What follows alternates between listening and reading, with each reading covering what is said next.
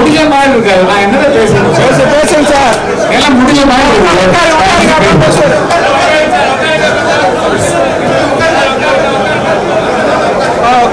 அவங்க இடத்துல உண்மையா பேசலாம், ஏதாவது ஒரு விஷயம் பேசலாம். நிகழ்ச்சி முடிஞ்சு எல்லாம் புறப்பட அவசரப்படுற மாதிரி போகணும். எப்படி பேசப்படுவாங்க?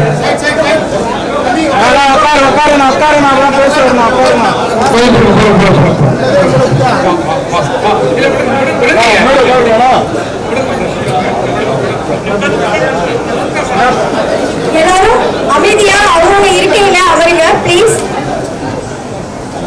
கொஞ்சம் அமைதி காட்டணும்.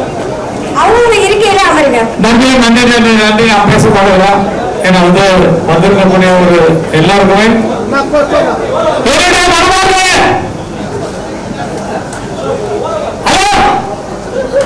கொஞ்சம் பேச போட்டீங்க, நான் பேசுறேன். இல்லைன்னா பேசுறேன். எதுக்கு பேச போட்டீங்க? பேச கேட்குதானே?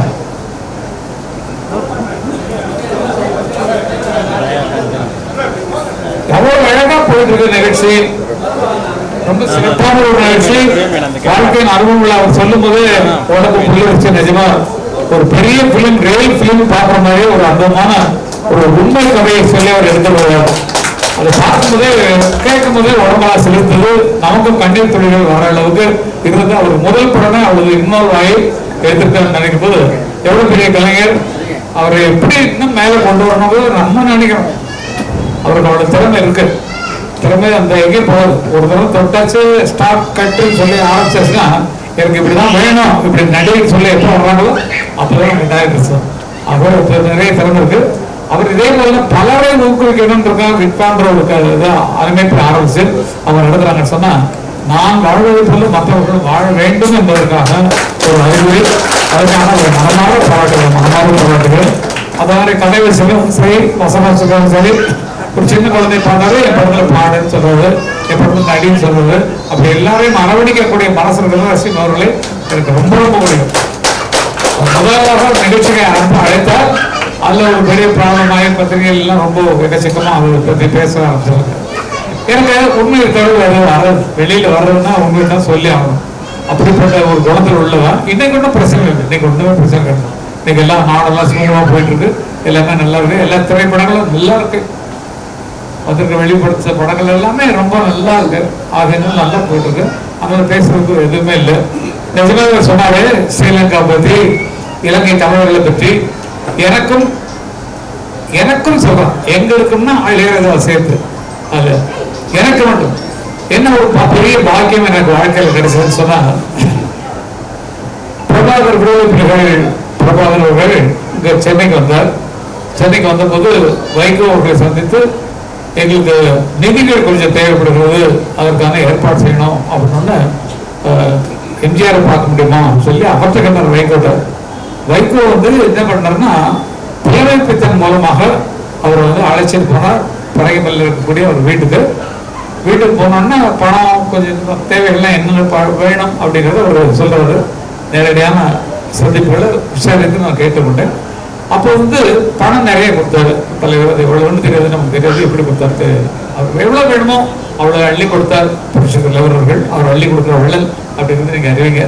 இலங்கை தமிழர்களுக்கு நிறைய பணத்தை முதலாக அள்ளி கொடுத்தவர் அவர் தான் எனக்கு தெரியும், அவர் கையில. அப்போது அவர் கேட்டுக்கொண்டார், இலங்கை தமிழர்கள் அந்த நாட்டை விட்டு பல வேறு நாடுகள்ல அடைக்கலமாய் நல்ல வசதியா இருக்கிறாங்க. அங்க நாம போய் நிகழ்ச்சிகள், கலை நிகழ்ச்சிகள் பண்ணோம்னா அந்த கலை நிகழ்ச்சிகளுக்கு டொனேஷன் மூலமா நம்ம கலெக்ட் பண்ணி எங்களுக்கு கொஞ்சம் உதவிகரமா இருக்கும் அப்படின்னு சொல்லி சொன்னாங்க.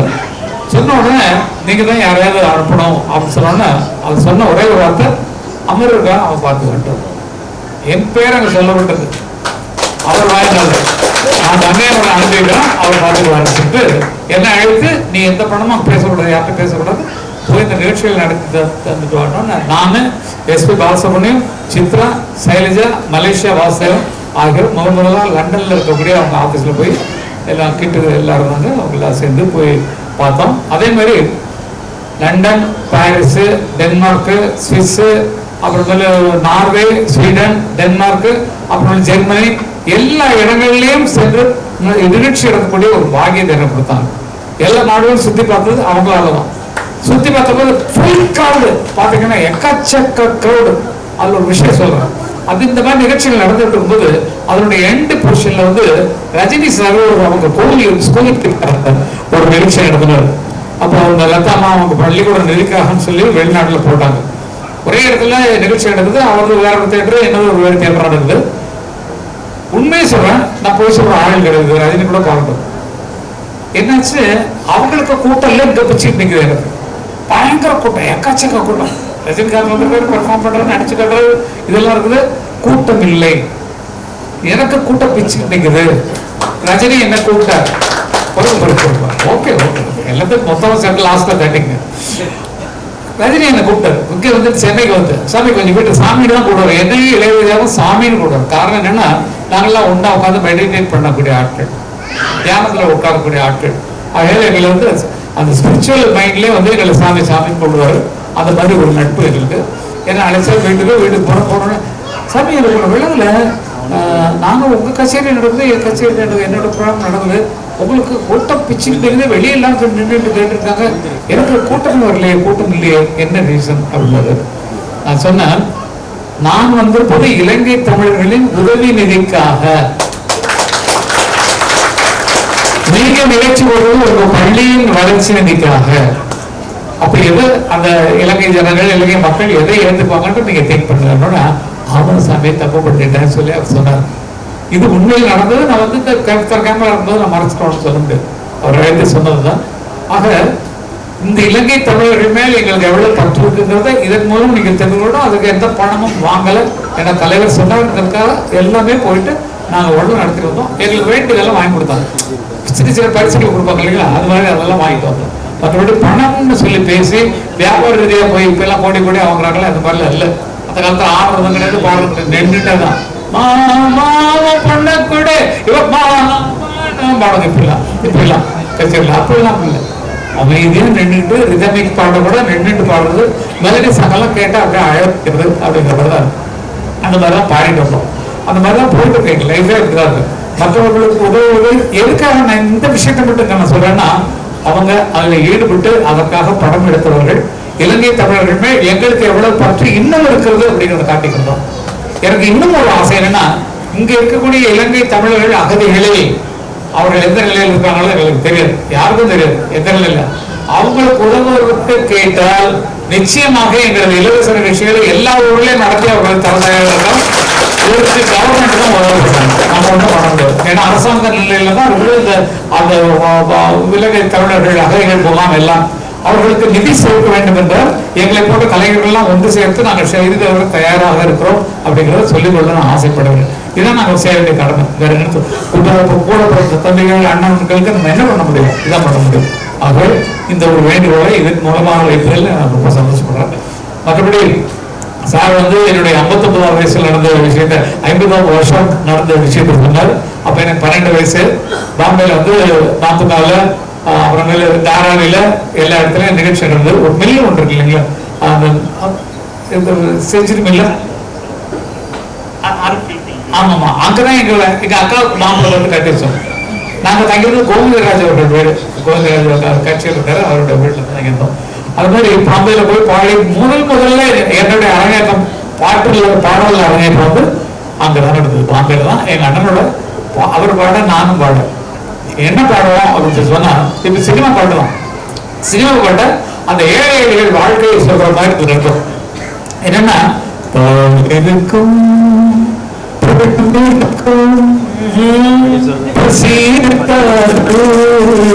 பஞ்சனையில் காற்று வரும்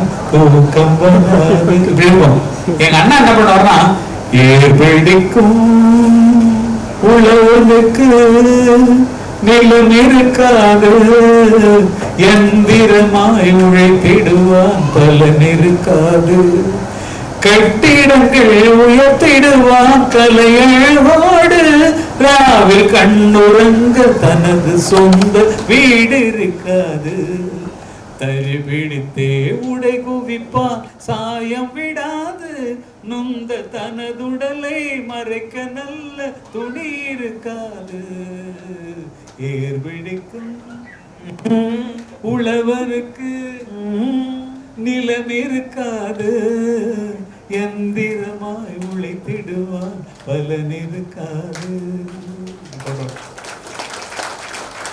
உழைத்துழைத்தே அழுத்தவர்கள் நம்ம தினமாகிறோம், அந்த உழைப்பை கொண்டு உயர்வர்கள் வெறு சிலர் அன்றோன்னு பாடுவார். நம்ம உழைச்சிட்டு இருக்கோம், வாழ்றது எவனோ வாழ்ந்துட்டு இருக்கானே, நம்ம சம்பளம் எல்லாம் சரியா கொடுக்கல அப்படிங்கிற இந்த மாதிரி புரட்சிகரமான கருத்துக்களை மக்களை கசைக்கிடும் பதுக்கலை பிடிக்க வந்த டிடிகே வந்து அப்ப நிதின் பாட்சி ஹலோ ஹலோ கமா கமா சிக்கலை களைந்தெடுக்க வைக்கலாது ஆட்சி செய்யும் சிஎஸ் வந்து C Subramaniam. Hello hello comma comma Subramaniam சோறு வேடம் அரிசிக்கு அவர் தான் மறந்து உணவு மந்திரி அவர் சுப்பிரமணியம். விலைவாசி ஏறினதுக்கு இப்போ விலைவாசி என்ன நினைச்சுப்பாங்க, அப்பெல்லாம் 2 ரூபா 3 ரூபா, அதுக்கப்புறம் தான் பண்டி அரிசி திட்டமெல்லாம் வந்தது உங்களுக்கு தெரியும். அந்த நேரத்தில் காங்கிரஸ் ஆட்சி நடக்கிற காலத்தில் இதெல்லாம் பழைய கண்ண புரட்சிகரமாக ஆட்களது போலீஸ் தான் ஒரு நாள் அரெஸ்ட் பண்ண முடியுமா பண்ணிக்க என்ன என் ஜனங்களுக்காக நான் பாடிட்டு இருக்கேன், உன்ட்ட லைசன்ஸ் வாங்கணுமா, எங்களால் ஏதாவது கலாட்டம் நடக்குதா அப்படிங்கிற மாதிரி கத்துவார் எங்க அண்ணா. எங்களால் ஏதாவது கண்ணாடி உடைச்சானா கதை உடைச்சானா எல்லாம் உட்காந்து அமைதியாக எங்கள் கொள்கை பாடலில் கேட்டுட்டுனா நீ வந்து பிடிச்சி கச்சேரியில் நிறுத்துன்னு சொல்கிறேன். எப்படியா நிறுத்தம், நீ மைக் ஒன்று ஆஃப் பண்ணிக்கோ, நான் பாடுவேன்னா மைக் எடுத்துட்டு பாடுவார். அந்த அளவுக்கு புரட்சிகரமான ஆளுக்கு பிறந்ததுனால எங்களுக்கு அந்த புரட்சிகரமான மைண்டு உள்ள இருக்கு. ஏழைகளின் வாழ்க்கை எங்களுக்கு தெரியுது அப்படிங்கிறத உண்மை. எங்கள் அண்ணனை தொட்டு வந்த வாழ்வு தான் எங்களுக்கு கிடைச்ச வாழ்வு இல்லாமல். அவர் நாடகத்தை பார்த்து தான் நாங்கள் கதை எழுத ஆரம்பித்தோம், அவர் பாடுறதை பார்த்து தான் பாட்டு பாட ஆரம்பித்தோம், அவர் பாடல் எழுதுவதை பார்த்து தான் நான்லாம் பாடு எழுதலாம். அண்ணன் பேரில் நான் பாட்டு எழுதலாம். அண்ணன் வந்து எழுதின பாட்டு என்ன பண்ணா, வானுயர்ந்த சோலையிலே நீ நடந்த பாதையெல்லாம் நான் இருந்து வாடுகின்றேன், நான் வறண்டு பாடுகின்றேன், வாழ்வான வாழ்வெனக்கு வந்ததென்று நான் இருந்தேன், பாழான நாள் இதென்று பார்த்தவர்கள் கோரவில்லை. இப்படி எழுதிருக்காரு. அப்படிப்பட்ட அண்ணன் பாவல் வரதராஜன் அவர்கள் பேர்ல நீங்க ஒரு பாட்டு எழுதணும்னு எனக்கு ஒரு சந்தர்ப்பம் வந்தது. என்னன்னா ஒரு காத்துல ஒரு பேப்பர் வருது, பாலசுப்ரமணியமும் ராதிகாவும் உட்காந்துருக்காங்க பீச்சில், பாலு கையில் எடுத்து பாவல வரதராஜனோட பாட்டு காத்துல பறந்தது இருக்கு பாரு, அப்படியே எங்க பாடுங்க அப்படின்னு சொல்லி ராதிகா சொல்லும். அதுக்கு பாடுவார், மண்ணில் இந்த காதல் அன்று யாரும் அந்த பாட்டு தெரியுமில்ல உங்களுக்கு. முத்துமணி ரத்தினங்களும் கொட்டிய பவளமும் கொத்து மலர் அற்புதங்களும் குவிந்தாதரமும் சிற்றிடையும் சின்ன வீரலும் வில்லனும் பூர்வமும் சுற்றி வர செய்யும் விழியும் சுந்தர மொழிகளும் எண்ணி விட மறந்தால் எதற்கோர் பிறவி இத்தனையும் இழந்தால் அவன்தான் துறவி முடி முதல் அடி வரை முழுவதும் சுகம் தரும் விருந்துகள் படுத்திடும் அரங்கமும் அவள் அல்லவா. நான் மூச்சு விட்டு தான் பாடினேன், மூச்சு விடாம பாடுற மாதிரி உங்களுக்கு சீன்ல நாங்க கிரியேட் பண்ணோம். அதுக்கே நன்றி. Okay, thank you. ஏன்னா இந்த நினைவுகளை தான் நீங்க புரிஞ்சுக்கணும். நம்ம யாரை ஃபாலோ பண்ணி போறோமோ அவங்க நமக்குள்ள வந்து பூந்துக்குவாங்க.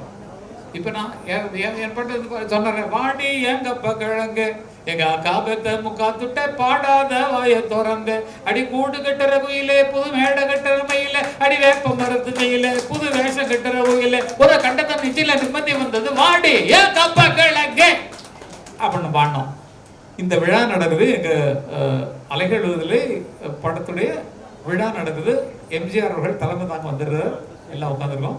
உட்காந்தோடனே நான் தான் தொகுப்பாளர், நான் தான் தொகுத்து வழங்குறோம். தலைவர் அவர்களுக்கு வணக்கம் அப்படின்னு சொல்லிட்டு அவர்கள் இந்த நிகழ்ச்சியை தலைமையேற்று தருமாறு கேட்டுக்கொள்வது நடத்த தருமாறுனா அவர் எடுத்து என்னுடைய பொறுப்பை கங்கை அம்மன் அவர்கள் எடுத்து நடத்தி தருவார் அப்படின்னு சொல்லி சொன்னோன்னே, உங்க பொறுப்பை நான் எடுக்கிறது தான் இந்த மனிதர்கள்லாம் நான் சொல்றதை கேட்பாங்களாங்க, உங்க பொறுப்பை எடுத்து நான் செய்யறதா இருந்தா இந்த மந்திரிகள்லாம் என் பேச்சை கேட்டு அந்த மாதிரி கலண்டாவே போவான். அவர் கேட்டாரு, அது என்ன என் மேடலில் பேசுறாரு அந்த உலக, நான் சொல்ல அந்த உலக மகா கவிஞர் எனக்கு ஷீல்டு கொடுக்கும்போது இப்போது அடுத்ததாக உலக மகா கவிஞர் கங்கை அமரன் அவர்களுக்கு தலைவர்கள் இப்போ வரிசை அடிப்பார் அப்படின்னு சொல்லிட்டு கொடுத்துட்டாரு. கொடுத்து அவர் தலைமையுரை ஆற்றும் போது என்ன இந்த உலகமாக கவிஞர் என்ன எழுதுற வாடியன் கப்பா கிழங்கு என்ன பாட்டியா, ஐயோ உலகமாக கவிஞர் எழுதுற பாட்டா. அப்புறம் அவர் பேசி முடிச்சிட்டார். பேசி முடிச்ச உடனே நான் சொன்னேன், தலைவர் நீங்கள் மன்னிச்சுக்கணும், நீங்கள் வந்து என்ன வந்து கப்பங்களுக்கு பற்றி நீங்கள் சொன்னீங்க, பாட்டு எழுதுறதுக்கு காரணத்தை நான் உங்கள்கிட்ட சொல்லி ஆகணும் அப்படின்னு சொல்லிட்டு நாங்கள் எங்கள் சொந்த படம் இதுதான் ஃபஸ்ட்டு பாவலர் கிரியேஷன்ஸில் அலைகள் ஊதிலேன்னு ஒரு படம் எடுக்கிறோம். அந்த படத்துக்கு இப்போ பல புதுமுகங்கள் தேடினா யாரும் கிடைக்கல. அப்போ கேரளத்தில் இருக்கக்கூடிய அம்பிகாவோட தங்கச்சி ராதாவை புதுசாக கண்டுபிடிச்சு அந்த பொண்ணை தமிழ்நாட்டுக்கு கூப்பிட்டு வந்து நடிக்க வைக்கிறோம். கேரளாவில் ரொம்ப ஃபேமஸ் கப்ப கிழங்கு. அப்போ அந்த பொண்ணை நாங்கள் எப்படி வளர்க்கணும்? வாட்டி ஏன் கப்ப கிழங்கு எங்க காபத்தை முக்கா துட்டே பாடாத வாய திறந்து பாடணும்.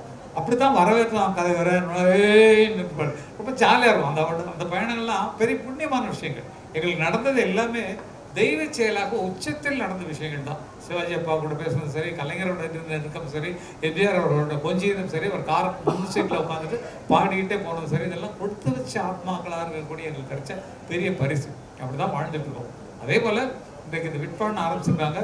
இதில் தலைமையில் முதல்ல எனக்கு வந்து பரிசு எடுத்துருக்கீங்க. இது மிகவும் பிரம்மாண்டமாக வளரும் என்பதற்கு உண்மையிலே என்னுடைய ராசியை பற்றி சொல்கிறோம். நான் இப்படி வாங்கிய இடங்கள் எல்லாமே மிக மிக உயர்ந்திருக்கிறது உலகால வாங்குறது. அதுவும் இல்லாமல் உங்கள் மனசில் நான் எவ்வளோ தூரம் இருக்கிறேன்றதை நான் உங்களை நான் தடுக்கலை. எனக்கு இந்த மாதிரி பரிசுகள்லாம் போய் வாங்குறது கொஞ்சம் கூச்சமாக இருக்கும். நம்ம என்ன பண்ணோம், நம்மளுக்கு போய் இவ்வளோ பரிசு கொடுக்குறாங்களே அப்படிங்கிற மாதிரி மனசில் ஒரு ஏக்கம் இருக்கும். ஆனால் அவங்க கேட்ட ஆசைக்காக சரி வரலாம் அவ்வளோ அன்பாக பேசுகிறாரு. நாங்கள் வேறு யாரும் கொடுக்கலங்க, ஃபர்ஸ்ட் அவார்டு உங்களுக்கு தான் கொடுக்குறோம், நீங்கள் ப்ளீஸ் வந்து வாங்கிக்கணும். தேதி கூட மாற்றினாங்க. அது கூட மாற்றிட்டு இன்னைக்கு ஓடி வர வேண்டிய ஒரு சூழ்நிலையாச்சு. அந்த அன்பு உள்ளங்களில் இத்தனை அன்பு உள்ளங்களிலும் நான் இருப்பதற்கு ஒரு காரணமாக இருந்த அவருக்கு வந்து நான் நன்றி சொல்லாமல் இருக்க முடியாது. மிக்க மிக்க நன்றி. உங்கள் குடும்பத்தாருக்கு நன்றி, உங்களை சுற்றி இருக்கிற நண்பர்களுக்கு நன்றி, உங்கள் குழுவில் இருக்கக்கூடிய அத்தனை மெம்பர்களுக்கும், அவர்கள் குடும்பத்தை சேர்ந்தவர்களுக்கும், குழந்தைகளுக்கும், அந்த குழந்தைங்க கல்யாணம் ஆகிய பேரம்பேத்தை எடுக்க வரைக்கும் என்னுடைய வச்சுங்க. வேற என்ன சொல்றது, அவ்வளவுதான். இது ரொம்ப அற்புதமான. இவரை பற்றி சொல்றேன். இவர் வந்து நாங்கள் இளையராஜா தான், இவர் வந்து பேரரசு. நாங்க வந்து வெறும் இளையராஜா தாங்க, இவர் வந்து பேரரசுக்குள்ளதான் இளையராஜாக்குள்ள இருக்கணும். இன்னைக்கு என்ன சாதாரணமான நாட்டுல பேருக்கு தான் அரசு. அதே மாதிரி அவரை சொல்ல முடியாது, அவர் இளையராஜா தான். இல்ல பேருக்கு தந்த வெற்றி உங்களுக்கு வரும். பேரரசா திகழ்வீர்கள் அப்படிங்கிறதுக்கான அறிகுறி தான். கங்கை மரன்னு என்ன, நான் சும்மா நானா வச்சுட்டேன், எனக்கு நானா அப்பனா இருந்து வச்சுட்ட பேர் தான் கங்கை மரன். கங்கைன்னு ஒரு பிரபலமான பத்திரிகை வந்தது அப்போது, ஆன்மீக பத்திரிகை. பொள்ளாச்சி மகாலிங்கம் அவர்கள் நடத்திய புத்தகம். அந்த புத்தகத்துக்கு வந்து விக்ரமன் அவர்கள் தான், எழுத்தாளர் விக்ரம் ஐயா தான் ஆசிரியர் இருந்தார். அந்த புத்தகத்தை விரிவுபடுத்த கோயில்களை பற்றியும் புண்ணிய ஸ்தலங்களை பற்றியும் அதில் வரும். அதை பார்த்ததுனால அந்த கங்கைன்ற பேர் எனக்கு ஈர்ப்பாக இருந்தது. அதை வச்சுட்டு அமர் சிங்ன்றதே என்னோட ஒரிஜினல் பேர். எங்கள் அப்பா வந்து எனக்கு வச்ச பேர் அமர் சிங். காரணம் என்னென்னா, எங்கள் அப்பாவோட ஃப்ரெண்டு. எங்கள் அப்பா வந்து வெள்ளைக்காரனுடைய எஸ்டேட்டில் வந்து மேனேஜராக இருந்தவர். அப்போ தான் எங்கள் அம்மா பார்த்து எங்கள் அம்மா பாடுறதெல்லாம் கேட்டு சோழ என் மஞ்சள் அரைக்கும் போது மதுளேறி பார்த்த மச்சான் என்ன வேலை செய்யறதுக்கு அலுப்பு தெரியாம இருக்கிறதுக்கு பாடுவான். என்ன பொடி போட்டிகளோ என்ன பார்த்து இழுத்தரைக்க கூடாலியே மாமா மாமான்னு பாடுவாங்க. இதெல்லாம் சினிமாவில் போட்டு நாங்கள் வாங்கிட்டோம், துட்டாக்கிட்டோம். ஃபர்ஸ்ட் எங்களுடைய பாட்டு என்ன பாட்டு, சினிமாவில் இளையராஜான்னு ரெக்கார்ட் பண்ணப்பட்ட பாட்டு, அன்னக்கிளி உன்னை தேடுதே 6 மாசம் 1 வருஷம் ஆவரம் பூமேனி வாடுதே. இது எங்க அம்மா எங்களுக்கு பாடின தாலாட்டு. புள்ளி வாட்ட ரவிக்காரி புளியம்பு செலக்காரி நெல்லறுக்க போகையில் யார் கண்ணி ஊதன் காவலாடி அன்னக்கிளி உன்னை தேடுறேன். முதல்ல இளையராஜாங்கிற பேருக்கு ரெக்கார்ட் பண்ணப்பட்ட பாட்டு இந்த பாட்டு தான். அப்போ எங்கள் அம்மா பாட்டை வச்சு தான் நாங்கள் வந்திருக்கோம். எங்கள் அம்மா இல்லைன்னா எங்களுக்கு எதுவும் கிடையாது. எங்கள் அம்மா தான் சொல்லி கொடுத்தாங்க எல்லா பாடல்களும். சரி, நிறைய பாடல்கள். யானை வாரத பாருங்கம்மா, யானை அசைஞ்சு வாரத பாருங்கம்மா, யானைக்கு கீழரசப்பர சாமியும் சாவி வருகுது பாருங்கம்மா, தன்னன்ன நாதி நந்தனானே தன்னன்ன நாதி நந்தனானே தன்னன்ன நாதி நந்தனானே தன்னன்ன நாதி நந்தனானே. அலைகளும் இல்லை. என்ன பண்ணாரு பாரதி ராஜா, அம்மா ஒரு கும்மி பாட்டு பாடுவாங்களேடா, அது போடலான்னு 1000 தாமரை முட்டுக்களே வந்து ஆனந்த கும்பிகள் கொட்டுங்களே. இப்போ சொல்லுங்க, இளையராஜான்ற ஒரு ஆள் வர்றதுக்கும் நாங்கள் வர்றதுக்கும் காரணமானது எங்கள் அம்மாவுடைய இசை தான். எங்கள் அம்மா எங்கள் வளர்த்து தாராட்டின பாட்டு தான் நாங்கள் கோயிலுக்கு போட்டு இவ்வளோ பெரிய ஆட்களாக வந்துடும். அதே நன்றியோடு இன்னைக்கு காலங்காத்தால எழுந்தாலும் என்னைக்கு எழுதணுமா அப்படின்ற மாதிரி அம்மா படத்தை பார்க்குற மாதிரி தான் படுத்திருப்போம். அண்ணா ரெக்கார்டிங் போகும்போது அம்மா டாட்டாம்மா இந்த படத்தை பார்த்து டாட்டா சொல்லிட்டு போகிற வரை இன்னைக்கு வரைக்கும் அப்படி தான் பண்ணுவார். அது மாதிரி தான் வளர்ந்துட்டுருவோம். ஒவ்வொரு தாய்மார்களுக்கும் தங்களுடைய குழந்தை மேலே எவ்வளவு ஆசை இருக்குமோ அதே மாதிரி தான் எங்களுக்கு வச்சுருந்தாங்க. இப்போ இந்த அம்மாவுக்கு அந்த குழந்தை பாடும்போது அவங்க முகத்தில் இருந்த மகிழ்ச்சியை பார்த்தோம், அதே மாதிரி அவங்க அப்பாவுக்கு இருந்த மகிழ்ச்சியை பார்த்தோம். பெற்றோர்களுக்கு இருக்கக்கூடிய மகிழ்ச்சி அவ்வளோ பெருசு. ஆகவே அந்த குழந்தைகளை எப்படி வளர்க்கணுங்கிறத நீங்கள் ட்ரை பண்ணி இசையில் மட்டும் விட்டீங்கன்னா போச்சு. நான் எங்களை மாதிரி 7ஆம் கிளாஸ் 8ஆம் கிளாஸில் முடிச்சிடணும். அதனால் படிப்பு இந்த காலத்தில் எதிர்காலத்துக்கு தேவைப்படுது. அதனால் நல்லா படிக்க வைங்க. மியூசிக்கும் கூட வரட்டும், மியூசிக் சைடில் இருக்கட்டும். அதனால் படிப்பில் அவங்க பிற்காலத்துக்கு என்ன பண்ணுவாங்கங்கிறது யோசிக்கணும். ஏன்னா வந்து இப்போது நல்லா யோசிச்சு பாருங்கள், ஜானகி இல்லை, பி சுசீலா இல்லை, ஜமுனா ராணி இல்லை, எல்ஆர் ஈஸ்வரி இல்லை, எல்லாம் முடிஞ்சு போச்சு அவங்க இருக்காரு. அதே மாதிரி இப்போ பார்த்தீங்கன்னா சித்ரா கொஞ்சம் கம்மியாக இருக்குது. எல்லாம் பழைய பாடல்கள் எல்லாத்துக்குமே கொஞ்சம் மார்க்கெட்டுங்கிறது அப்படி தான் போயிட்டு இருக்கோம். அதனால நிலையான மார்க்கெட்டில் இருப்பதற்கு படிப்பு தேவை. தங்கள் பொழுதுபோக்கில் தங்களது கவனத்தை வைப்பதற்கு கலையில் நம்ம பெரிய ஆளாக வரணுங்கிறதுக்கு இந்த பாடல்கள், எழுத்து, இசை இதெல்லாம் உபயோகமாகும். ஆகையால் உங்களுக்கு விருப்பமான கலையை கற்றுக்கொள்ள வேண்டும். டைரக்ஷனாக இருக்கட்டும், கதையாக இருக்கட்டும். உங்களுக்கு வர்ற சின்ன நாட்டை கூட நீங்கள் சொல்லி அதை ஒரு பெரிய கதையாக்குவதற்கு பெரிய விஷயங்களா இருக்கும். அது பேரரசு என்ன மாதிரி ஆட்கள், அவங்கள மாதிரி ஆட்கள் கேட்டிங்கன்னா உங்கள் சின்ன கதையை வந்து பெருசாக்கி திரைப்படமாக்குவதற்கெல்லாம் உதவி பண்ணுவதற்கு இந்த விட்பாவில் நானும் ஒரு ஆளாக இருக்கிறதுனால நாங்கள்லாம் உங்களுக்கு உதவி செய்ய காத்து கொடுத்து தான் உட்கார்ந்துருக்கோம். நாங்களாம் இருக்கிறது காரணம் யாராவது நல்ல கதையை ஒரு செலக்ட் பண்ணி இந்த கதையை கேளுங்க, கதையை முடிவு பண்ணி சொன்னதுன்னா இதை வந்து எடுக்க முடியும்னு அவங்க சொல்லிட்டு எங்கள்கிட்ட சொல்லுங்க. எங்கள் குழு நாங்கள் ஒரு 5 பேர் குழு வச்சுக்கிறோம். வந்து அந்த கதையை கேட்டு இது இப்படி இருக்கக்கூடாது தம்பி, இப்படி இருக்கணும் அப்படின்னாங்க. சமீபத்தில் எங்கிட்ட வந்து ஒருத்தர் கதை சொன்னார். அவர் என்ன சொன்னார், இந்த ஒரு கிராமத்தை வச்சு சொல்லிட்டு இருந்தார். சொல்லிட்டு தான் அவன் எப்போ பார்த்தா குடிச்சிட்டே இருக்கிறான். அதே மாதிரி ஒரு சைக்கிள் கடை வச்சிருக்கோம். இந்த கேரக்டர் வச்சு தான் அங்கே அந்த படத்தை ஆரம்பிச்சிருக்கோம் அப்படின்னா நான் சொன்னேன், குடிக்கிறவனா எப்படி பண்ணுவான்னா அதான் வந்து அவன் குடிச்சிட்டே இருப்பாங்க அவ்வளோதான் சொன்னா. அப்படி பண்ணாதீங்க, அவன் வந்து குடிக்கலைன்னா நல்லா பேசுவான், உளறி பேசுவான். குடிக்கலாம ஒன்றுமே உள்ள அப்படின்னா தண்ணியை கொடுத்தனா என்ன பண்ண அப்படி தெளிவாக வந்துடுவான்ற மாதிரி வைங்க. குடிச்சா தான் ஒரு ஒழுங்கான பேச்சு வரும். குடிக்கலன்னா அப்படின்னு டல்லாயிடுவான்ற மாதிரி கேரக்டரை மாற்றுங்கன்னு சொன்னால் அதே மாதிரி தான் மாற்றிக்கிட்டு இருக்காங்க. அந்த மாதிரி ஐடியாக்கள் சொல்லி உங்களை மேலே ஏற்றி தருவதற்கு எங்களுடைய ஐடியாவெல்லாம் நீங்கள் யூஸ் பண்ணிக்கலாம். விட்பாவில் நாங்கள் இருக்கிற காரணத்தினால் எங்களுடைய உதவிகளும் உங்களுக்கு அதிகமாக தேவைப்படும்.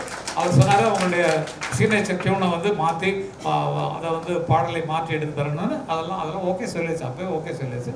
ஆகவே அதை என்ன எவ்வளோ சிறப்பாக செய்ய முடியுமோ, அதை எப்படி வெளியிட முடியுமோ அதற்கு நீங்கள் முதல்ல ஒரு யூடியூப் சேனல் ஆரம்பிக்கணும் சார்.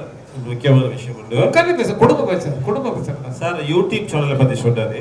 என்னுடைய சொந்த நிறுவனம், திரைப்பட தயாரிப்பு நிறுவனம், 6 படங்கள் பண்ணியிருக்கிறேன். Brilliant creation. அதில் 1,80,00,000 1.8 மில்லியன் வியூவர்ஸ் இருக்கிறாங்க சார்.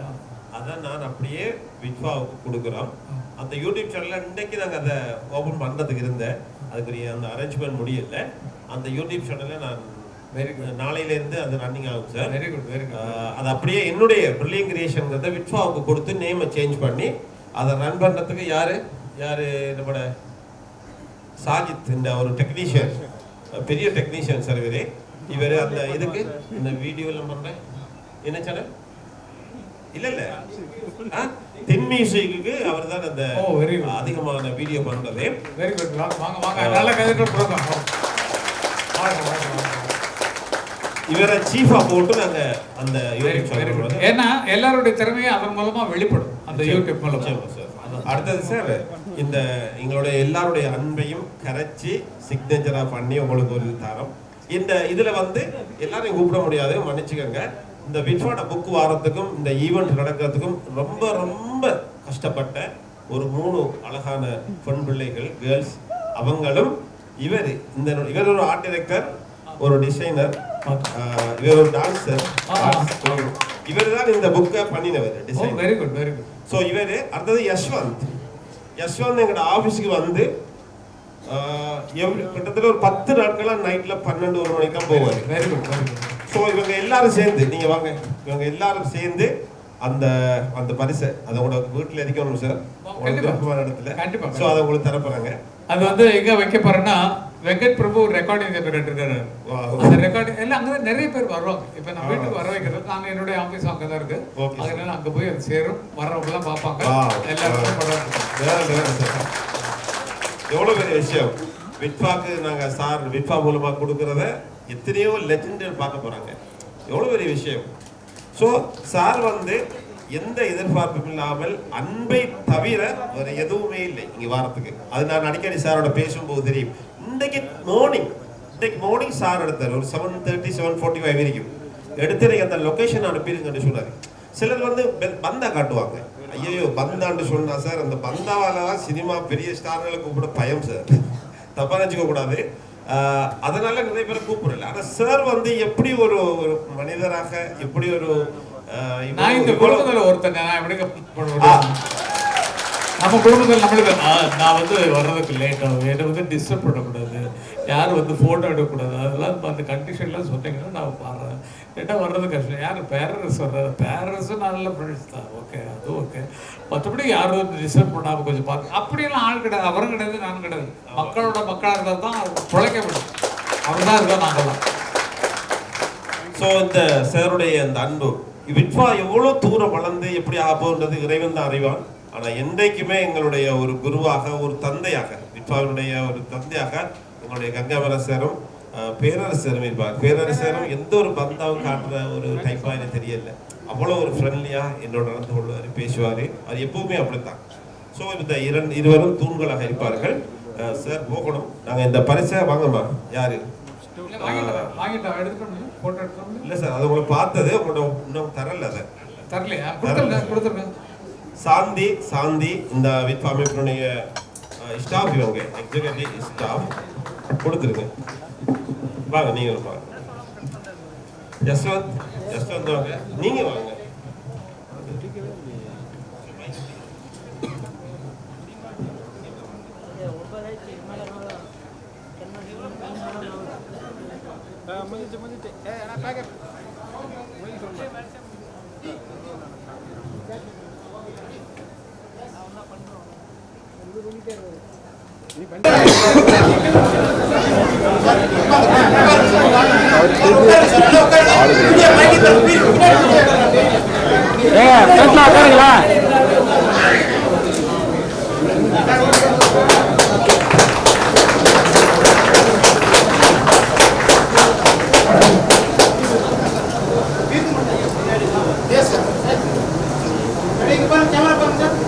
ஐயா மொபைல் கொஞ்சம் இருக்குங்க.